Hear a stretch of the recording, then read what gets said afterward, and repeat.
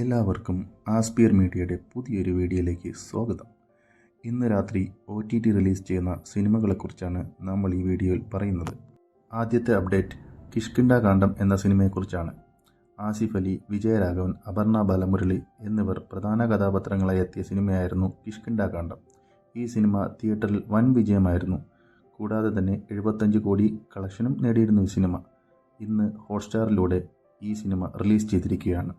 അടുത്ത ഒരു അപ്ഡേറ്റ് തെക്ക് വടക്ക് എന്ന സിനിമയെക്കുറിച്ചാണ്.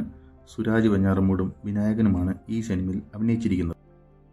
ഈ സിനിമയ്ക്ക് തിയേറ്ററുകളിൽ ആവറേജ് അഭിപ്രായം മാത്രമേ ഉണ്ടായിരുന്നുള്ളൂ. ഈ സിനിമ മനോരമ മാക്സിലൂടെ ഇന്ന് റിലീസ് ചെയ്തിരിക്കുകയാണ്. ഇതൊരു കോമഡി മൂവിയാണ്. മറ്റൊരു അപ്ഡേറ്റ് SN സ്വാമിയുടെ ഡയറക്ഷനിൽ ധ്യാൻ ശ്രീനിവാസൻ നായകനായ സീക്രട്ട് എന്ന മൂവിയെക്കുറിച്ചാണ്.